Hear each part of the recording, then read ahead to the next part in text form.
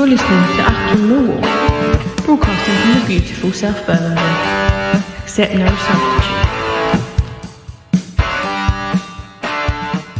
Hello, dear listeners. Welcome to Something for the Weekend with myself, Nick Hart, and my sidekick, Mr. Neil Fissler. How are you doing, Neil? Not too bad, Nick. Not too bad. Another great week to be a Millwall fan. There's a real feel-good factor around the place at the moment. Really good form over Christmas. But we're just saying off air, listeners, we will come on to the good times at the Den. I thought it might be better and more appropriate, though, Neil, just to mention at the start of the show, because we tend to do these things right at the very end. And I always think it's, some people might miss these, but I just wanted to pay tribute to two former players who've passed away in the recent week. Brian Brown and the goalkeeper John Jackson, the late 70s. Two, in their different ways, two great servants of the club. Brian Brown, fullback alongside Harry Cripps when I first started going in 72. A really solid right back, Neil, Brian Brown. Yeah, he's a player who, funnily enough, I've never spoken to. I've spoken to a lot of players from that era, but he was slightly elusive to try and track down. But I spoke to Brian King about him, actually. He was the best man at Brian King's wedding in the 70s. So he was. Brian was quite cut up about him. But you speak to a lot of Millwall fans from the 70s era, and certainly on Hoff this week. Yeah, it was obviously discussed his passing. Very highly rated, kind of solid, dependable Murray Wallace, if you like, of that team. Just a guy that was pretty unspectacular, I think, but gave 100% week in, week out to the cause. And I must admit, I thought it was quite shameful of Millwall. I'm going to give Millwall an almighty kicking here. Okay. When we played Rotherham, was it last Sunday? Last Sunday, yeah. That we had minute silence for Pele, a minute silence for George Cohen, or a minute's applause, but minutes, not two former Millwall players that had died that week. I thought that was pretty shoddy of the club and pretty poor. And hopefully they rectify it this weekend for Sheffield United. I thought it was pretty poor form. Yeah, it's all well and good having these minutes applause for the likes of Pele, but you don't forget your own. And, No. It's the point I hadn't thought of, but you're correct. I mean, obviously Pele is a world figure of football, but at the end of the day, we're Millwall fans. I never followed Pele. I followed for a brief time a team with Brian Brown as a stalwart part of almost the most successful team, one of the most successful teams. It just failed to achieve promotion in 1972. As I've said many, many times across these shows, that was my first season at the age of 11. And Brian was a very quiet player. I was trying to think of what tribute I could pay him, Neil, and in many ways, you're right, because whereas Harry Cripps was clearly the darling of the Den, Harry, I think, represented the Millwall crowd on the pitch, if you want to put it that way. Kitchener would do so later on, and was part of that team. But Cripps was very much almost like the fans, like Hurlock would one day come to be, like they were playing themselves. It's who they would want to be. Brian Brown was the right back to Harry's. I think it was on the left side, Cripps, if I'm remembering rightly. And he was a much quieter player. He was a very good player. He didn't do spectacular things. He just did his job. 1968 to 1975, 211 games and 5 goals. So he wasn't prolific, but he did get on the end of the getting the ball in the net 5 times for us. But it was kind of hard to come up with anything that was really. Maybe that's the best representation I can give him, Neil, because he wasn't a spectacular player, but he was a very, very good, solid, quiet player that got on with his job. Murray Wallace is actually not a bad analogy. In the same way that Murray is a very honest Millwall player, I think you'd probably say about the same about Brian Brown, because that's a very good way to capture him. I think a stalwart member of that team that came so close. I well remember the scenes at the end of the famous 2-0 win over Preston. It was only the third time I'd been to the Den, and there was a real belief that we got promoted and it would be snatched away from us by other results. Back then, the fixtures didn't all finish on the last day of the season. Born in Shoreditch, I'm just looking at your bio that you've written here, Neil, in Who's Who. Born in Shoreditch in 1949, career took in Chelsea, Millwall, and then retired injured in 75. Played a little bit for Dartford, and became a publican on the Isle of Dogs, strangely, and then worked for the Royal Mail. Brian Brown.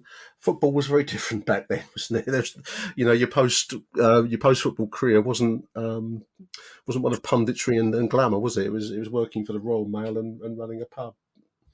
Yeah, that's right. He ran the Magnet and Drew drop on the Isle of Dogs, and actually, I believe he worked for the Royal Mail as a sorter at Mount Pleasant, the big old sorting office that's around the back of King's Crossway, isn't it? That's right. So yeah, right. Yeah, no, these weren't. They didn't earn fortunes. There was no. There was no £15 million a year ambassadorial jobs for Saudi Arabia going with this lot. Yeah, but Larry Cripps sold insurance and things like that. Yeah, we had a market stall at one stage. These were blokes where football was just looked upon as a job. I know we're going to talk about John Jackson. I think he worked as a courier and worked for Lewis Council. And sold blinds or delivered blinds or something like that for a living. So these were, it was very much, they played football for 5 or 10, 15 years, and it was just a job. You didn't earn, you might have earned a little bit more than the average man in the street, but you didn't earn much more than the average man in the street. And so you actually needed a job when you went outside of football, and the publican, I think, has been a favourite occupation for footballers and ex-footballers since the day dot. Natural progression, wasn't it, into the licensing trade? Again, that's a trade now that's certainly not what it was. Let's put it that way. But no, Brian Brown, rest in peace, Brian. You were a stalwart part, as I've said, of the first team I ever saw. I remember when Harry Cripps and Brian Brown were dropped in the 73, 74 season.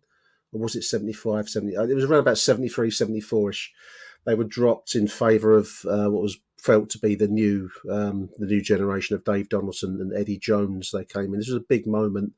The Matchday programme had an article, particularly with Cripps, but also Brian Brown, explaining why these two youngsters had replaced these two veterans who had been part of one of the best teams of Millwall in Millwall's history. So I think it'd be wonderful if the club do. They should get a minute's applause together for Brian Brown tomorrow, and also John Jackson, Neil, who came to us quite late in his career, but he played a vital part in a struggling side in the third division in the late 70s. Joined us in August 79 under George Pecci. But he'd had a long career with Crystal Palace, including some first division football with Palace.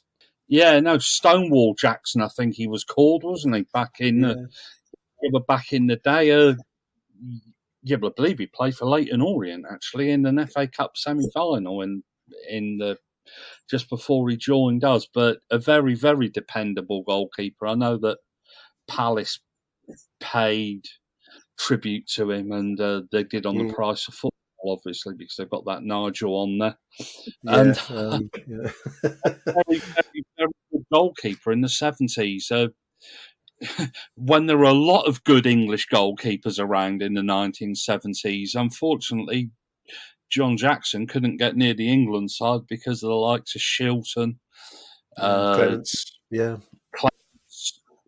Stepney, Corrigan. They were all great English goalkeepers, and he was stuck in that queue. Even our own Brian King, you'd have to include in that group of goalkeepers that it was a rich period for goalkeeping back then in the 1970s. And you're right, because Jackson, I remember, being a very solid goalkeeper. He joined us in what was a difficult period. We'd been relegated in the late 70s. George Pesci was trying to shore up the goalkeepers. I think he replaced Pat Cuff, who is a name that is often spoken of with, disregard around the den. Anyone that saw some of Pat Cuff's performances will be left with, it was great to see someone coming in that was felt more dependable. Jackson certainly was that. He came to us quite late in his career now. 1979 he joined us. He was born in 1942, so that put him at, 37 when he joined us. Quite advanced in his career. I suppose goalkeeping does go on for longer than outfield players. And that's the third time that he'd actually hooked up with George Pesci.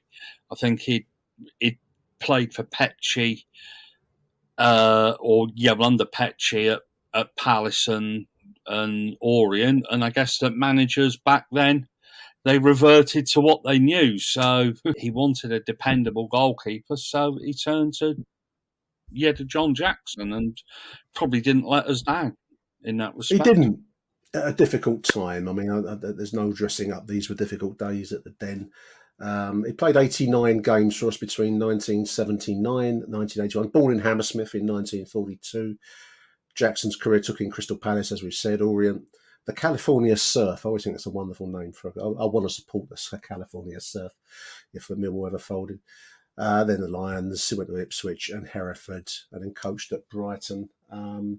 Post-career, as Neil has said, he installed and fitted blinds. That's wonderful, isn't it? He settled in Brighton, worked for a golf magazine down there, sold golf equipment, and worked as a courier for Lewis Council.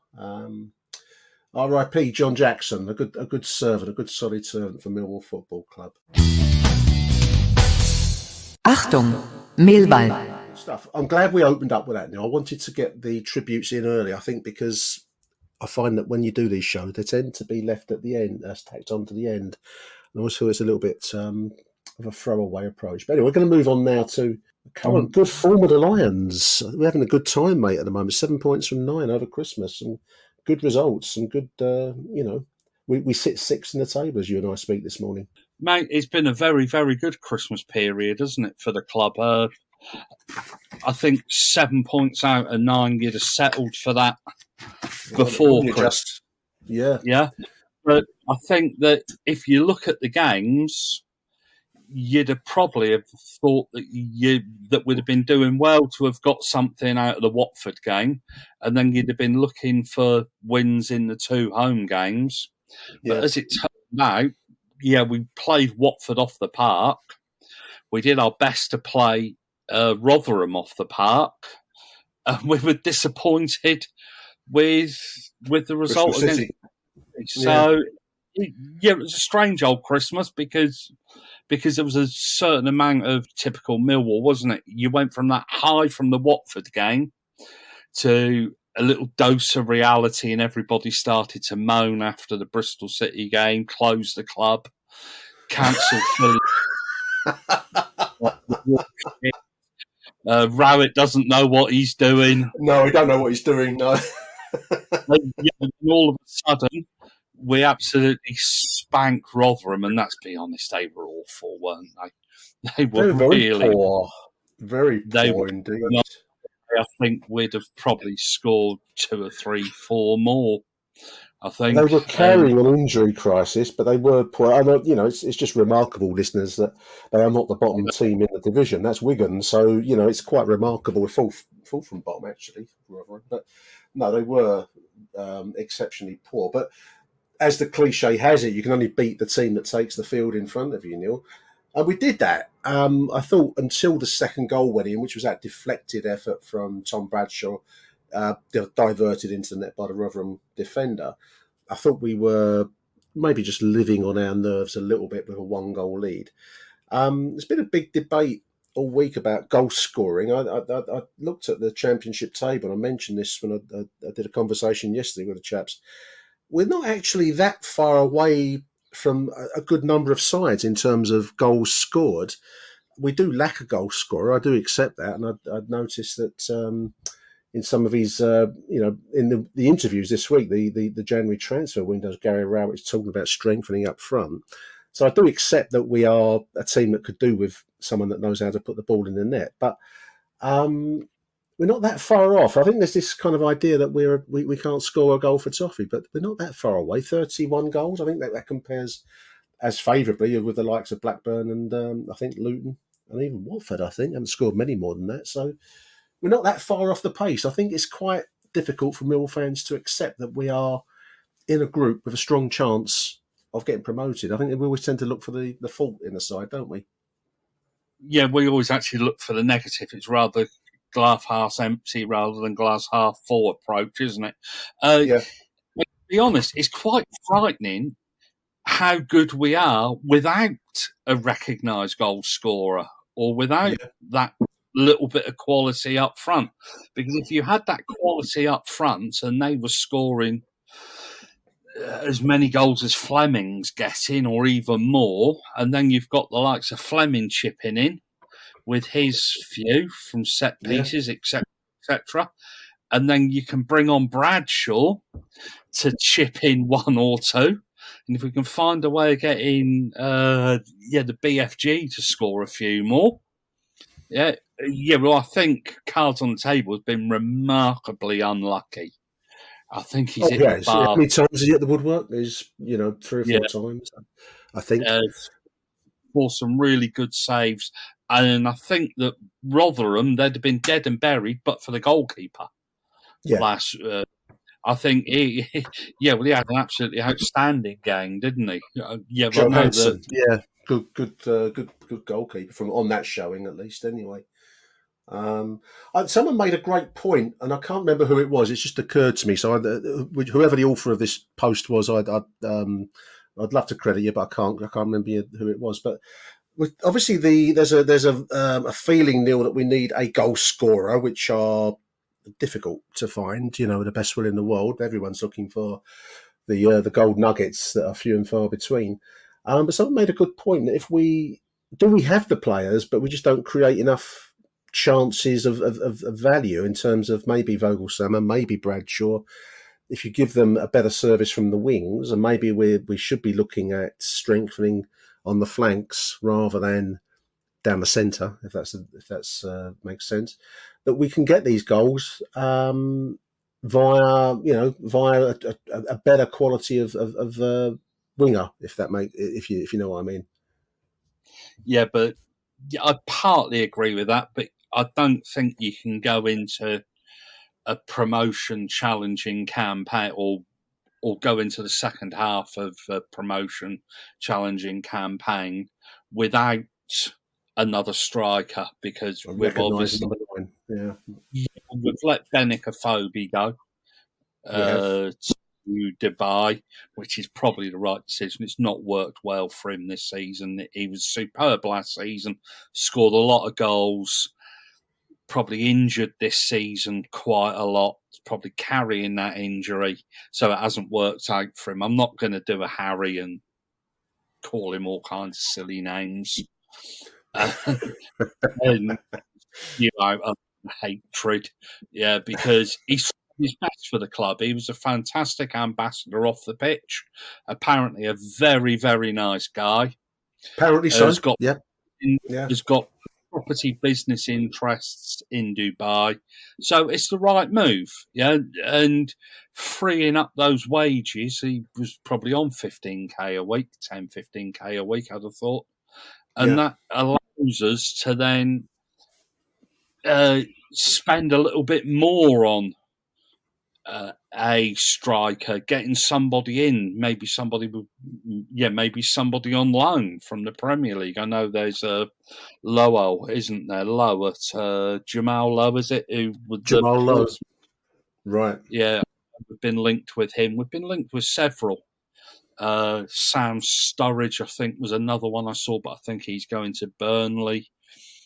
But no, it allows us to put that money in elsewhere, doesn't it? And I think it's a good move for him, but it just hasn't worked out. But we definitely cannot go into campaign with just Bradshaw and the BFG maybe this young Irish lad, because if something happens, God forbid, we just haven't got any strength in depth in that position, have we? But I know people suggesting we can put Creswell up front, but yeah, but that's kind of that's last ditch stand cup tie kind of move, isn't it? It's not a basis to mount a promotion, a serious promotion campaign. I think we have to be, this is a massive opportunity now. We've said it a few times, one show or another. People will be sick and tired of hearing the phrase, but it is a major opportunity. We may not get another chance as good as this for some years to come. John Berylson is clearly wanting Premier League football. I was just looking at the accounts were published. I'm just jumping around my agenda here, listeners, but anyway, the accounts were published. Kieran Maguire put it on the Price of Football account. Millwall posted accounts showing losses down from 13 million to 12 million in the 2022 period.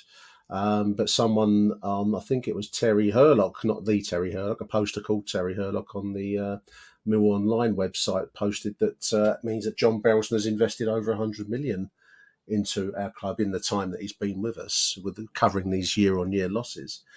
So I think, this is a massive opportunity for John Berylson to recoup some of the money. I don't know his thoughts on that, but Premier League football would be a vital boost, even one season in the top flight for a club like Millwall, and then, the financial cushion that it gives you. Massive opportunity. It seems to me logical that you can't rely on Tom Bradshaw work rate.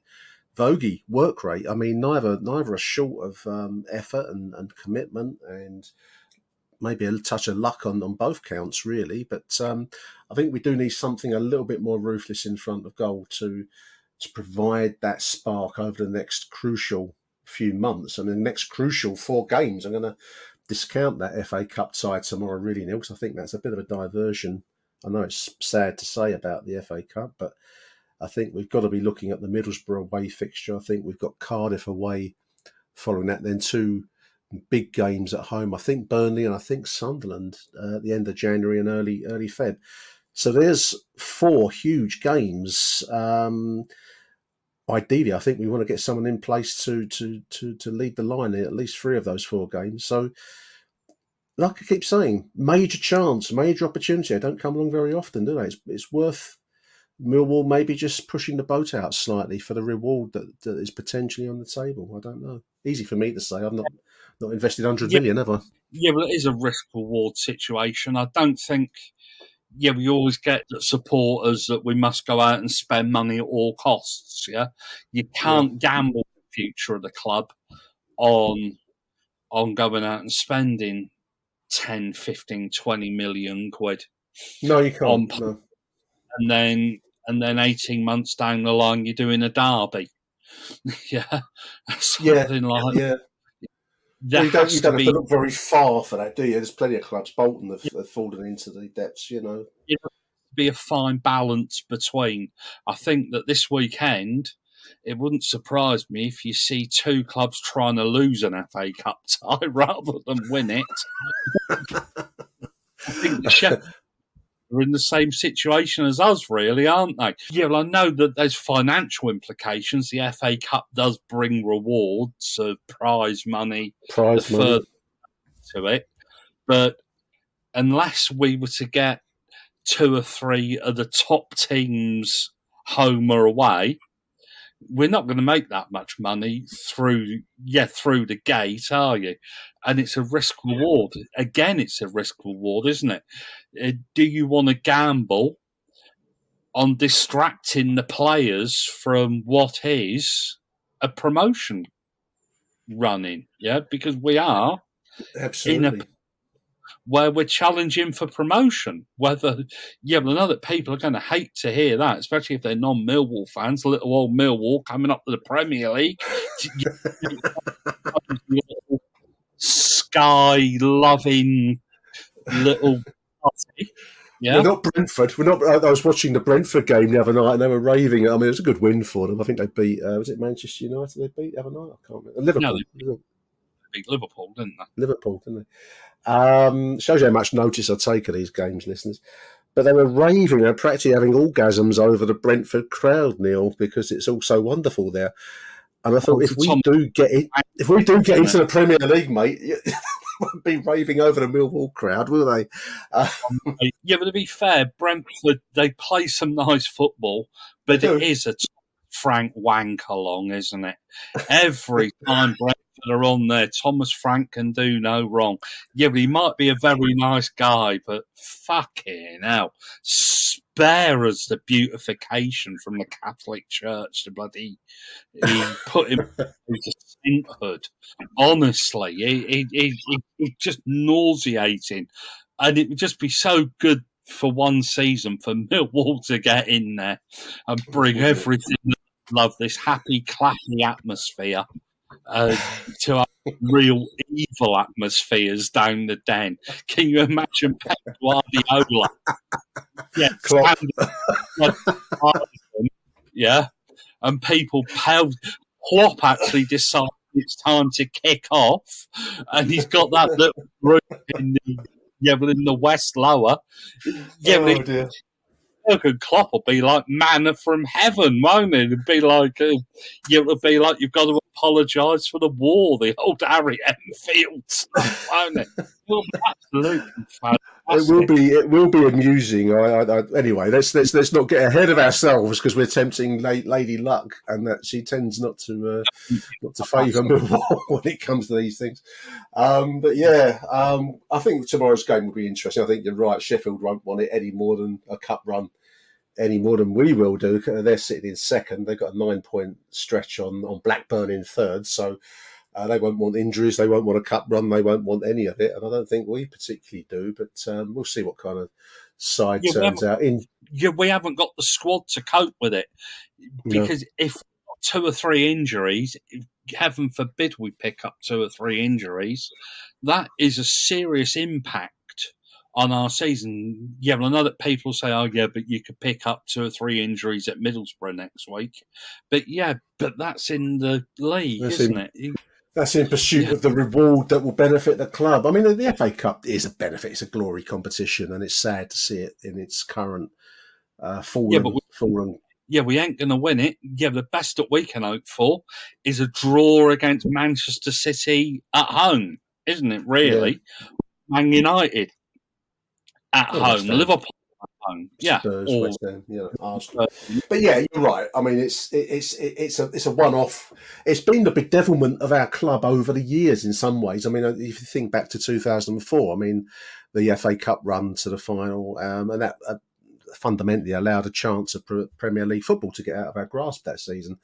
The kind of searching for these glory moments as against the more kind of the grind of league action has always been a little bit of a false, a kind of a false reward at Millwall. I think we've tend to fall for that over the years. So it will be great to see us focus on the league, and let's see how we strengthen. Gary Rowett is talking about strengthening the forward area. That can cover wing, that can cover central. I don't know. And you're right, Neil. I think that we do need some quality up front. One thing I would say, I want to wish Bennett all the best, as we've said already, but he did bring some, you could see little moments when he created space for himself. You see it to some extent when Zian Fleming is on form. The next level of quality, I think that's what we've historically lacked. We certainly lack it at the moment in front of goal. We've got industry, we've got hard work and commitment, but we just lack that little bit of extra talent, the kind of the player that can do things that others can't. Let's hope we get something in over the forthcoming weeks. We'll see. Achtung, Millwall. Created quite a bit of wage space. We've got rid of, obviously, now Benik Afobe. Isaac Alofe's gone. And to some extent, I suppose, with Hayden Muller even. So there seems to be some space, some wage space. We'll see who we get. And Jones is creating some interest just to send H into an even more of a orbit. Harry will love that. Do we know who's interested in him, or I'm expecting someone like Gillingham or something?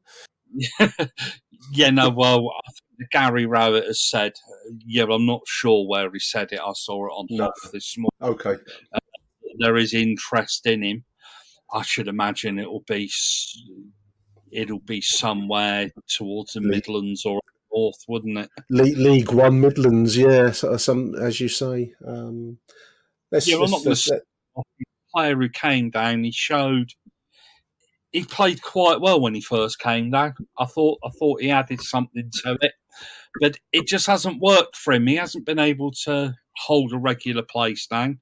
I think part of that is Rowett. I think he doesn't sign players that can play in one position. He likes somebody that can play in 2 or 3 positions. So they end up jack of all trades, master of none approach, isn't it? I think you see it to a certain extent with Murray Wallace. Is he a right back? Is he a centre back? Styles fits into that. But is he a left winger? Is he a left wing back? Is he a central midfielder? Somebody who's played brilliantly. I know we're going to come on to him. Shackleton. You play Shackleton. He's right back. Is he cover for right back? Does he play in midfield? So he's just, George Evans has just fallen into that category of he isn't able to play. He hasn't been able to hold down one position. And I think that's pretty much to the detriment of Millwall, because he's looked all right. I wish him the best of luck if he does move on. But it will be another weight off the wage bill. I don't know how much we're going to save by all this. I can't imagine how much. I can't imagine Muller's on much. Evans is probably on 10 grand a week, I'd say, something like that. Senior player. He's been around the track a few. I mean, I think you're right. I never had the kind of visceral feelings towards George Evans that Harry did. I think George Evans's problem was he was a kind of an average midfielder. That's not knocking him. There was no one thing he was very, very good at. I noticed with Callum Styles, really good performance last week against Rotherham, and you could see he does some things really well. The passing forwards, the shot. I think there was a blocked shot which created the one of the goals, and I think that was Evans's problem. He's a good player, but he wasn't very good in certain areas, and I think that's to his, that's meant he wasn't picked. And I think when you're out of the first team for a while, then you become, kind of the part of the Calmont Road furniture, like one of the bushes on, just there, not featuring in the thinking of the manager. That shows how far we've moved on and how the mentality of the club has evolved. Evolved. Sorry, it's no longer good enough that you can just do a job. No. You have to add something. I think that 3, 4, 5 years ago, George Evans would have been an absolute star of this team. But now we're looking to take it up to the next level. And I don't think George Evans can take us up to that next level. So no, wish him well. Wish him well wherever he goes. We'll see. Obviously, these stories are unfolding. We're speaking Friday the 6th. We're recording this, so there may well be stories that unfold over the next few days. But that's where we're at the moment. Just talking about Richard. Just looking at some of Richard Corley's. Incidentally, I met Richard briefly the other day when I was at the den. Nice to meet you, Richard. I liked his 4 takeaways that he did on the London News Online website. One of the points, there's actually more than 4 takeaways in his piece, but they do 4 headlines. One thing that really struck me is that the Lions, as he puts it, look to be in this promotion fight for the long run. In other words, that traditionally we have had to surge into the mix in the second part of the season, whereas we are primarily looking to hold our form and maybe improve it slightly. But we're not looking to come from, the kind of back of the pack here, Neil. We are in the mix going into the new year. It's an unusual position for Mill to be in. Yeah, it's a good position to be in. I think that, although things are so tight in this championship this season, there's not many points separating the top 10. There's definitely not that many separating 6 to the relegation zone. So it would be quite difficult for us to surge into it. I think that we're going to have ups and downs, as we've said, and I'm risking repeating what we've said on every other show. There are going to be dips, but we just have to make sure that those dips don't turn into bigger dips, if you like. Ruts, 2, 3 trenches. Basically, ruts. One other point he makes that struck me, which again is not something, I suppose, until you read it, isn't as apparent. But he calls it Fortress Den. Millwall averaging 2 points per game from our home form, best defensive home record this season in the Championship. And that's a little bit counterintuitive, because there have been times this season, I don't know about you, Neil, but I've felt watching Millwall that we've been a bit flaky in defence, but the numbers prove otherwise. I think that's quite a tribute to Hutchinson obviously coming back, has really shored up the defence. Murray Wallace has pulled his form together. I think Jake looks a better player with Hutch alongside him. And I think Danny Mack has improved his form over the season as well. There's been, it's a really good position to be in coming into the, 25 games played.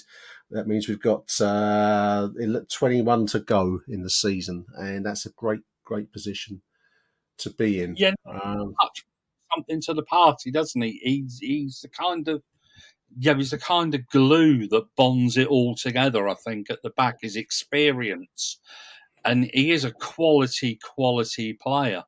He is. And and that shows. And you're right. There are times when we've looked a bit at the back, and Christ Almighty, what's going on? But this is Millwall, yeah? Yeah, we're not Manchester City. We're not anybody else. We're Millwall. And you're going to have to expect those moments, and you have to learn to roll with the punches. What annoys me is that we've got an element of support that are almost Prince Harry. They're so self-believable. Yeah, I was wondering if we might mention Prince Harry along the course of the podcast. Let's get him in there.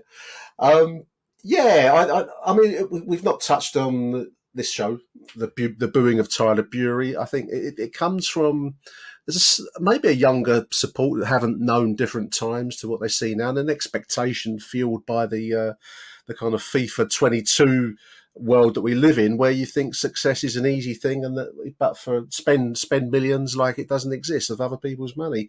I think that people do need to get a bit of a sense of realism about. Hutchinson is a great player. I think that Tyler Bury potentially could be a great player, but with some positions you do tend to get hot and cold. Their form comes and goes, and that's in the nature of every winger there's ever been. So I think people need to that we're actually booing Tyler Bury before he. I think it's shocking. Yeah. It comes down to this false expectation thing that we've mentioned a few times, haven't we? It's embarrassing. Yeah, he plays for our football club. Yeah, and he's a young player. It's just, but we have an element of our support. They share the brain cell around the family, I think. Maybe Prince Harry's brain cell. Maybe that's the one they're sharing around. I don't know. There we are. And they've given it to another family member for the day, and that they forget. Don't get on his fucking back. Honestly, seriously, you're not gonna get a performance out of him by booing him, are you? And giving him abuse. But same token, I don't think he's wise to turn around and react to it in one or two ways that apparently online he has done. But that's not go down this rabbit hole. No, I mean, I think that's right. I mean, I'm hoping, I'm just looking at Murray Wallace, he's speaking to News at Den. He says that the squad is a very tight-knit squad, and that only the right personalities fit into it. I'm really hoping that Tyler picks up some good advice. Don't get involved in that. Your best response to being, comments from the crowd, easy for me to say, but your best response is always to show it on the pitch. Put in that run that enables you to put your finger to your lips. Do the run, but don't do that, and let that do the talking. Easy to say, Neil, isn't it? I mean, we all react when people have a pop at us, whatever the format, wherever the situation is. But that's the cross that footballers have to bear to some extent. There are limits to what they should be expected to bear, but better off showing making your answer on the pitch in the right way, Tyler. I'm sure he does tune into the show. Achtung, Millwall. Let's move along to another little hot potato that irks certain sections of our support. An increasing number of foreigners, i.e. people from continental Europe and often now USA, and even I noticed that a group of Australian kids came over the other day to be at the Den. This is I find that I go around in circles with newcomers coming to the Den, because I feel very much like most Millwall fans that this is my club and it belongs to. I'm sure every listener listening to this show will know this feeling that it's ours. Defend it, but unfortunately, that kind of parochial attitude doesn't make for long-term success. And you want the Den to be full. That does mean that you'll get a lot of people now on weekend trips to London. It's a very convenient club. It has, whether you like it or not, it's a name that's well known around the world. We have listeners from all sorts of places that you wouldn't think would be, following Millwall, and people would want to come and take part. And I think we all have to collectively accept that this is part and parcel of success in the modern game, that you're going to get people coming in, maybe who aren't dyed-in-the-wool Millwall fans, but do want to spend money in the club shop and do want to make their contribution. I think it can only be a good thing. Yeah, I've got one very simple answer to that, is that empty seats do not generate you income. No. Yeah. And don't generate your atmosphere particularly either. But anyway, yeah. Yeah, there's more atmosphere on the Moon than was at the Den last weekend. Yeah. But we won't get on to that. Yeah, we've just spoken about how Millwall are losing £12 million last year. Yeah. And you're not going to put a dent in that with 8,000 empty seats. These tourists, day trippers, they're not preventing Millwall fans from getting tickets. Let's be honest. There are still plenty of tickets to be had. There's empty seats all around me, yeah. That might be me. That might be me sitting that's causing it. I don't know. Yeah, no, I do think that is actually you that's causing the phenomenon. Yeah, with your Elvis impersonations and things like that. These people, they want to come to the Den. I know the club has operated a discounted group ticket initiative at points this season, and it has added a lot of money. You go down there, you look at it. Johnny and Joanne Foreigner, they think nothing of spending 150 quid down there because they're on holiday. They come to Millwall. They want to take back memories, Yeah, but they want to buy a scarf. They want to buy a shirt. Yeah. And there were reports. I know it's only I've only got this off Hoff, but there weren't shirts in some of the kiosks, and people were. And the foreign and Johnny and Joanne were trying Jacques and Johannes Foreigner, yeah. So they were going to go around to the club shop after the game, yeah. We have to change this small war mentality. We have to get this money out of these people, yeah. Absolutely. And we have to get smarter. Yeah, we've said many times on how the match day experience has got better at Millwall.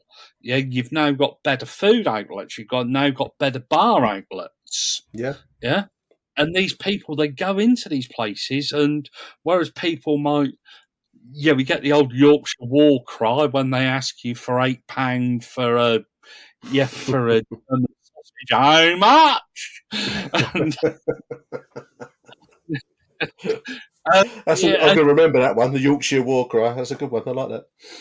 Yeah, and they do. And to be honest, they don't think anything of it. because they're on holiday. No. Same way as don't mind dropping a few quid on this stuff, because the British mentality is you chuck as much lager down your throat as possible when you're on holiday, don't you? And but they buy stuff, so they don't think of it. And I think it's fantastic that these people want to come to Millwall, and who's to say that they go down the game, they actually enjoy it, but then when they go home, they've enjoyed it that much that they continue to support the club, and that they take out the £10 match streaming pass, and then next season they might come back, but they might bring 2 or 3 more people back with them, and they spend money in the club shop, and they say to their friends about this wonderful, authentic London atmosphere. It's a proper working class club, Neil. I don't know. No, I think you're right. I mean, the thing is, and the club often get we all read the same things online, listeners. We all know, where you go to find this kind of opinion. But the parochial idea that it should be essentially 5,000 or 6,000 hardened Millwall fans of the past. There's not enough money in that. You have to look to expand. The way that you expand in the modern world, Neil and I have spoken previously about cricket, where cricket will show county championship games for nothing, effectively, on YouTube. And the thinking behind that is the more eyes and ears and bums you can put on seats or views online, the more of a reach you have, the more money you do in the end generate. And whether that be by paying for match passes, coming to the Den, spending on scarves and all the other paraphernalia that people want, then that's how you project your name. That's how you expand your reach around the world. And because of our history, Neil, we do have a name. And I think it's great that the club are attempting to build an increased following, because it's all judged online. It's followers online, it's clicks, and all this kind of thing is all measured, and that's the way that the club will progress. It is a bit difficult for some of the older fans who were there when Jules Petty was playing in front of 3,000 at Coldblow Lane, but that don't put any money in the bank, mate, does it? We've got to move or we die, and that's the only alternative. And we are ideally placed, as you said. We kick off at 3 p.m. on a Saturday afternoon. Yeah. And unless you want to trawl around the shops or you want to queue up endlessly to go into the attractions at that time, we are a tourist attraction. Achtung, Millwall. Let's close out the show. I just wanted to mention, just repeat really, that there's been this ongoing thing with those who've ordered memorial stones, the Owl Wall memorial stones, including me, because I did a crowdfund about a year ago now, Neil, for Bob Hunter, but others have bought stones for family members, supporters of many years standing, to get the stones fitted on the our wall section outside the stadium. There's been a problem. I'm not going to go too deeply into it because I think it's an ongoing, unfolding thing. The club have a dispute going with the provider of these stones, a company called Your Tribute Limited. The main thing I just wanted to say, because it's dragged on. Orders are unfulfilled at the moment. But if anyone out there has ordered a stone and is still waiting, like I am, like a good few others who I spoke to last Sunday, please do forward your original receipt for the stone when you first ordered it, whatever hundreds of pounds it was, however much it was. Forward it to Shona, the supporters liaison officer, as that will help her greatly in collating the information the club needs. I know that sounds a bit of a weird thing to say, in that you ordered it through the club website, but I'm going to cut out a lot of leaps to the end of the story. Please do forward your email receipt to Shona. She's on Twitter. I think she's Millwall SLO on Twitter. I'll stick a link on the show notes. I think it's SLO at Millwall fc.com or something like that. I don't know. Yeah, I'll stick her contact details on the show notes because I think it will be very, very helpful. I think I'm probably going to say no more about that at the moment than that, Neil, but I know that will be helpful to the club and there is a dispute going on. So let's... I'm going to say something on it as you want. Go on. Yeah, go, yeah. Play to Tony Thomas TT of the Drive Home YouTube fame. He tagged in Billy Taylor.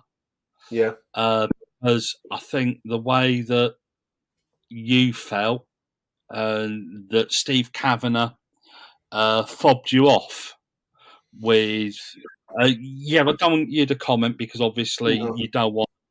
Yeah, you felt that Steve Kavanagh had fobbed you off. I don't think you can attach much blame to Millwall in this matter. But I think the way that Millwall have reacted, the slowness in the reaction, and that has been fairly bad. These stones are not cheap. I think Tony Thomas, ET said that he dropped £600-700. Somebody else mentioned on Hoff that they'd done £800. Yeah. I spoke to that chap. Yeah, Sunday. Yeah, you'd done 500 or 600. 500, 499. Yeah, 499. Yeah, things are not cheap, and I think it's shameful that the club took as long and were as slow to react to this because these stones that are ordered, they mean something to somebody. Yeah, absolutely.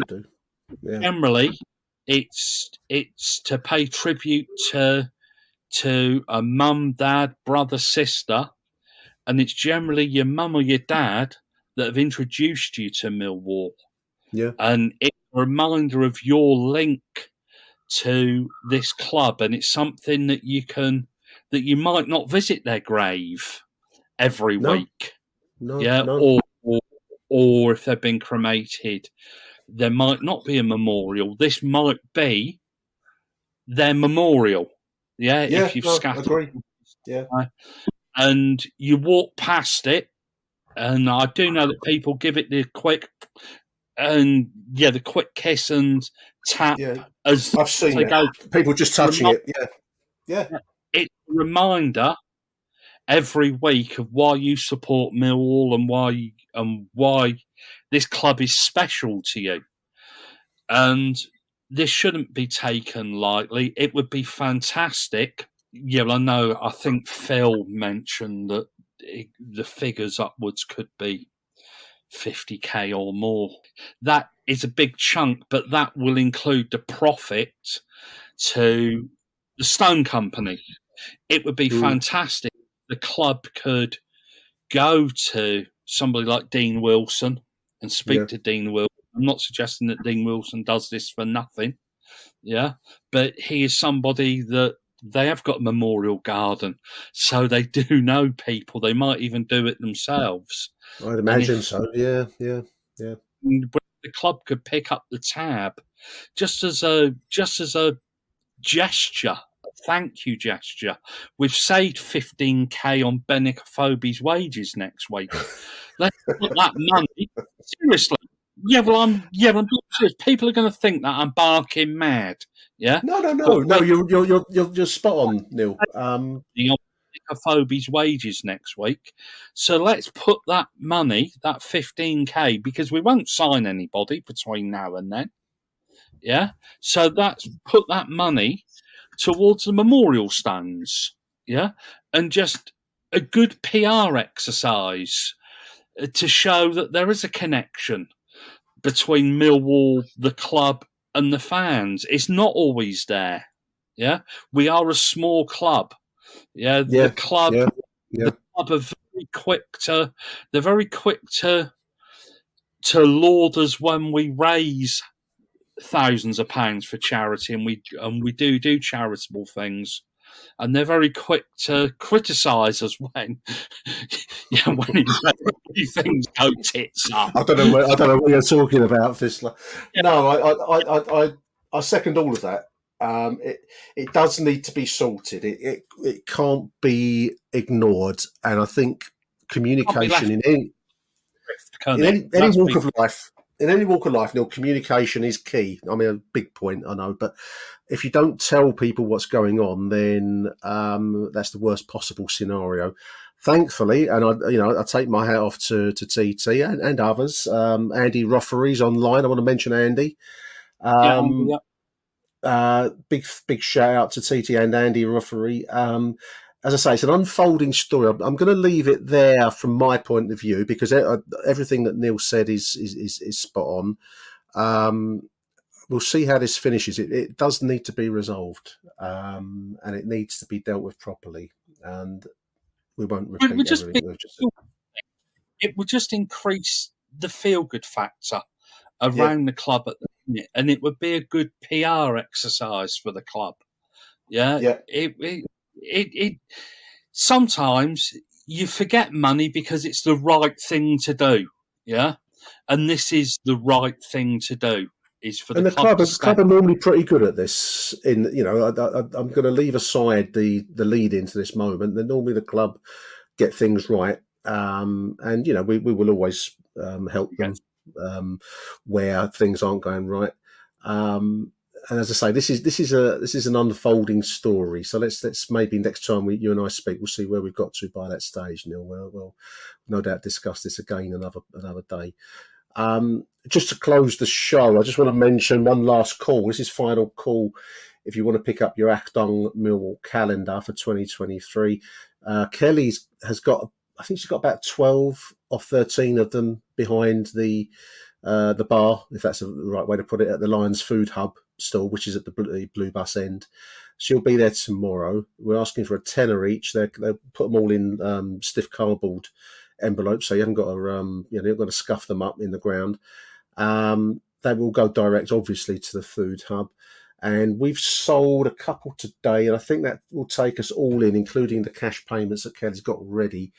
I think we're on 860 quid, sorry, all in so far. So if we can shift those last 13 or 12 of them, however many she's got tomorrow, that will take us over the £1,000 target. I would like to have said. If we can get close to that £1,000, I'll be very, very happy indeed. So last call for the calendars. I just want to say a big thank you to everyone that's supported this. It's whenever I set out on doing these things, you set a target, Neil, and then you kind of cross your fingers and hope that people buy it. But Mill fans, we've as we've said many times, they step up when these things are going on. It's such a great cause. So just want to say thank you to everyone for that. And but don't forget, but if we do sell out of those 13, he might stop talking about it. So, I know, right? It feels like I'm a kind of a market stall trader, and I don't like to carry on like this. But if you don't mention it, then people don't know. So anyway, last call tomorrow, listeners. So big thank you to everyone so far. I'm out of agenda items. Was there anything else you wanted to mention before we shut out? No, I think for once we've not looked after 20 minutes and thought, Christ, we can struggle to get our hour in here. Well, we've done made well. Our fan base is hopefully sated and satisfied for another week. Big thank you, Neil Fissler. Thank you for coming on the show, as always, mate. Appreciate it. Yeah, no, but it's good to be back on this show after my brief sojourn on the Twitter Spaces when I was on that Millwall podcast. Yeah, I mean, big shout out to that Millwall podcast. I've been in touch with Joe recently. Shout out to all the boys on that show. Let's give a bit of love out on that front. So big thank you to Neil. Big thank you to you too, dear listeners. Into 2023. Until the next show next week. Arrivederci Millwall. Bye for now. Achtung, Millwall.